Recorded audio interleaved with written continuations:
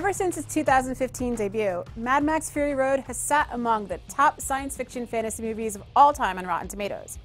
Sure, Furiosa is badass, and the movie is basically an 120-minute rock-infused dystopian adrenaline rush.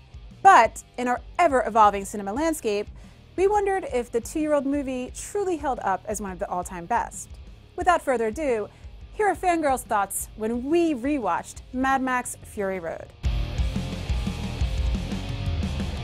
We meet Mad Max 2.0, and the first thing he does is eat a live lizard. Who eats a live lizard? Can people even eat a live lizard? I mean, water is the issue, not fire. Cook the damn lizard. Speaking of water, if water is a concern, this is a very irresponsible way to go about distributing it. The townspeople all have their own containers.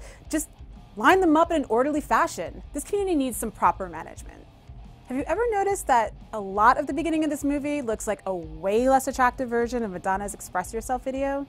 Meanwhile, Furiosa is a way more attractive version of what I end up looking like when I try too hard to even out my liquid eyeliner.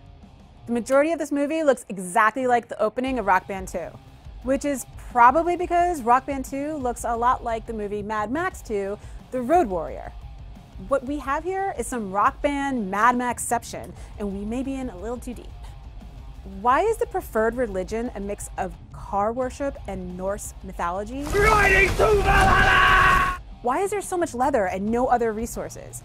There's about as much sense in this movie as there are shirts. Seriously, how does it never occur to anyone in this movie to just turn the water pressure down just a scooch to prevent so much splash and runoff? Am I the only one concerned with preserving water? The best part of this movie is obviously Furiosa. She's a strong, capable, competent woman saving the day. If you really think about it, Mad Max is sort of a freeloader who tried to steal Furiosa's car, barely speaks, and doesn't even tell her his name until the end of the movie. My name is Max. Then there's Nicholas Hoult. He gets literally one task and immediately faceplants. Dude, you had one job. His shoulder tumors, Larry and Barry, are the real stars of this movie, let's be honest. Why is this girl nice to Nicholas Hoult? She'd be better off just literally kicking them out of the side of their truck. Everyone in this movie is so extra. They're such drama queens. Being the naked bait lady in Furiosa's hometown would be such a rough gig. So much sand all up in your own Fury Road. Finally, after a lot of driving and fighting while driving and fighting with driving, using the act of driving as a weapon, Morden Joe's face gets ripped off in the most metal moment of the whole movie. Remember me? And when they drive back to the town to show the people they are free, is it the women who did literally all the hard work and actually ripped the dude's face off that gets to show off his dead body? Nope, it's Max. And then at the end, he just walks off. We don't know where he's going. We assume he goes and finds the League of Shadows and trains to fight the Batman.